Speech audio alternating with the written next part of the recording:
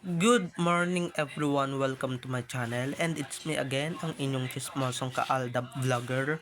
So gusto ko munang magpasalamat sa inyong lahat sa mga walang sawang tumatangkilik, nanonood, sumusuport at sumusubaybay ng mga content ko here on my YouTube channel. So wag ninyong babaktawan o lalaktawan tong ating content ngayong araw. I'm sure na hindi ninyo pagsisisihan na pinanood nyo to mula umpisa hanggang hulihan. And syempre, huwag kayong mag-i-skip ng segment. Buuin nyo to mula umpisa hanggang hulihan. Okay? And syempre, huwag ninyong kalimutan na i-share to para mas lalo tayong dumami. So, ito na. Dumako na tayo sa ating main topic for today's video. Agad-agad. Bagong bahay. Alden, bagong bahay. Check. Bagong bar. Check na check. So, eto na guys, watch this mamaya. Ipapaliwanag sa inyo ng buong buo. So, eto na guys, watch this. At kung nakita nyo na nga yung recap, so once again, si TTO sa mga admins. So, dumako na tayo sa ating main topic for today's video. Bagong bahay. Alden's new achievements. Bagong bahay. Check.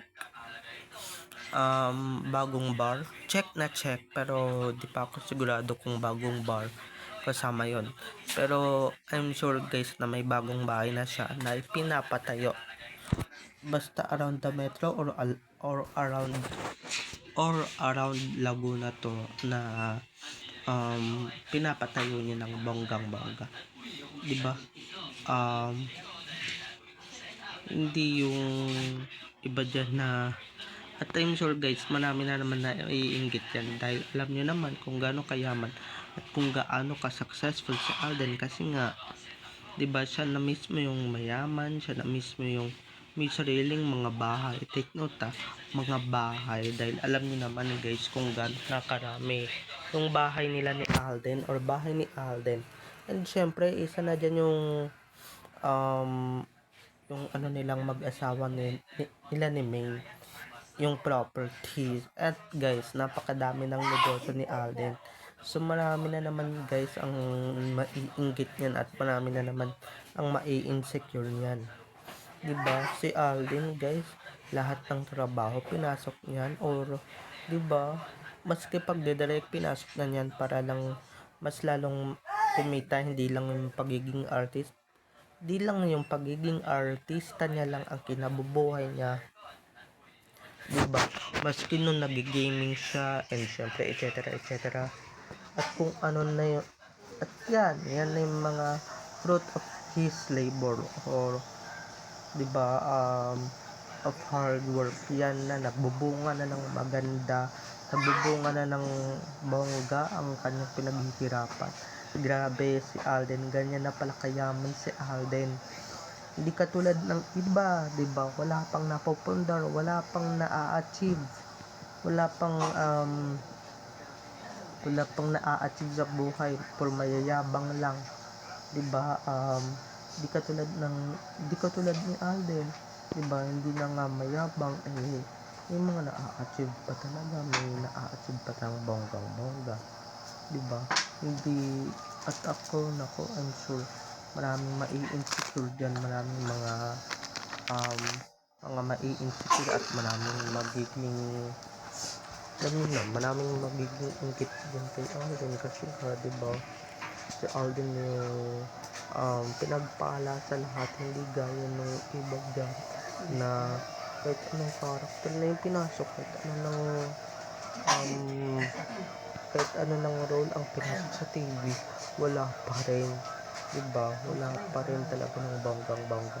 Di gaya ni Alden na pagka natapos ng isang project, diba, limpak agad sa lapi. So, kaya, diba, nagtatayo agad ng business, nagtatayo agad ng pupundar agad, diba? Hindi gaya ng iba dyan, walwal dito, walwal doon, gastos dito, gastos doon, or gastos doon, diba? Sa kung ano-anong na naman kapresyohan ng mga bagay-bagay, yun yung pinagkakagastosan nila.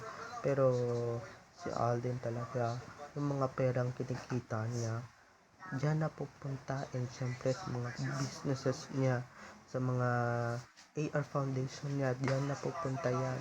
Hindi dun sa kung ano ng mga kalechihan, kagaguhan na jewelry bag o mga luxury bag, di ba, luxury car. Hindi doon na pupunta yon, di ba? Kung meron man ang reward niya na rin yun sa sarili niya, pero yung mga bahay, di ba, nakaka-proud lang talaga. And syempre, maski si Ming, no? Si Ming kaya nagtuturo dyan na pagka hindi naman din masyadong mahalaga, eh, wag na lang bilhin, di ba? Mas mahalaga, guys, yung magpundar ka kaysa naman yung gastos ka ng gastos sa mga kung ano-anong walang kwentang mga bagay at sa mga walang kapalarakang bagay, di ba?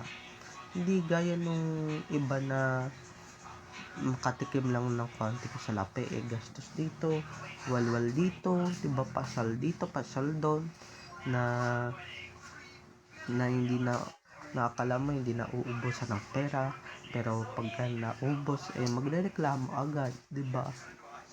So yun yung mga ka-ADN. At guys, happy anniversary pala sa atin kahapon, 'di ba? Grabe nga 'yon.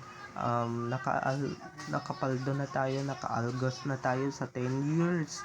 So grabe, I'm very proud na naging part ako ng ADN, at magiging proud talaga ako na magiging part pa rin ng ADN panghabang buhay talaga, mga ka-Aldab Nation. So ayun na nga, mga ka-ADN, 'di ba? Nakaka-proud kayo mga idols natin, proud talaga sila ng bonggang-bongga dahil sila nga kahit gaano na karaming mga na-achieve nila, kahit gaano na karaming mga na-achieve, and syempre mga na ano nila na na-achieve nila, 'di ba? Hindi gaya ng iba dyan hanggang ngayon, guys, wala pa rin, mga pa rin, namamasal lang sila, pero guys, wala pang ito yan, wala pang achievement yan, wala pang mga kung ano-anong achievement nyo, bag, sapatos. Ang achievement, guys, bahay, lupa, sasakyan, 'di ba? Ang achievement is kung gaano nakadaming properties ang naiaambag mo or naipupundar mo, diba? Hindi gaya ni Alden. Si Alden talaga kahit ano man yan, pasukin lang niya basta pumapaldo siya ng malakihan. And syempre, kahit nga pag-gaming, diba, kumikita din siya nung pandemic yata yun. Diba, naglalaro-laro siya dati. So, ayan, and syempre ngayon pagiging producer na pinasok niya. So napakalaki talaga ng kinikita ni Alden dyan sa mga ventures niyang yan, or sa business ventures niyang yan. Even sa bar, 'di ba, sa Stardust, even sa kung ano-anong negosyo niya, dyan siya kumikita ng bonggang-bongga. Hindi lang sa pagiging artista niya lang, ha? Dahil yung pagiging actor niya, syempre, pwede siya malaos, pwede siya mapalitan, 'di ba? Pag nangyari yun, syempre, kailangan may fallback siya talaga ng bonggang-bongga. Kaya, ayan yung naisip niya, mag-business, and syempre, sinasamantala lang din niya yung pagiging aktibo sa showbiz. 'Di ba? Kasi nga, darating yung araw na ganun na nga, 'di ba, mawawala siya, malalaos, 'di ba? And syempre mawawala yung kinang, hindi na siya pakikinabangan ng network, 'di ba? Di gaya nung iba diyan na hanggang ngayon 30 anyos na or higit pa nga, 'di ba? Yung iba diyan teenagers pa lang nga na, wala nang career, wala nang ganito, wala nang ganyan, 'di ba? Wala nang career. Kaya tignan ninyo, hindi sila nakapag-ipon, hindi sila nakapagpundar. Kaya yun, 'di ba, mga ka-Aldab Nation, kung ako sa inyo, si Alden ang biyahe ninyo. Si Alden 'di ba, yung iba diyan Yung iba dyan, puro utang. Tapos yung iba dyan di ba, walang bayaran. Yung iba dyan wala pang naipupundar talaga. Puro yabang lang din talaga yung alak. Di ba, puro ganda-ganda lang ng katawan. Pero wala namang kinikita. Um, wala din naman naiipon. Di ba? Wala din naman na ipupundar, puro lang yabang, 'di ba? Kung kailan sila nagtagal sa industriya, ngayon pa lang sila nagkabahay, 'di ba? Tagal-tagal na nila sa industriya, ngayon lang sila nagkaroon ng sariling bahay, ngayon lang sila nakakapagpatay ng sarili nilang bahay. Pero si Alden, guys, kahit na ilang sabihin yung maraming trabaho yan, ngarag yan, agad-agad yan nakakapagpatayo ng bahay, di ba? For their future ng kanyang asawa na si Maine. Okay, yun, hanggang dito na lamang tayo mga ka-ADN.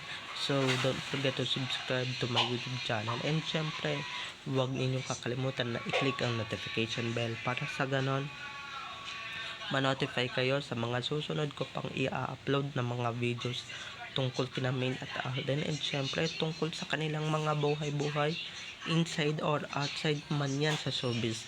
So, bye-bye na mga ka-ADN. I love you all. Have a nice day. Keep safe and God bless everyone. Bye-bye.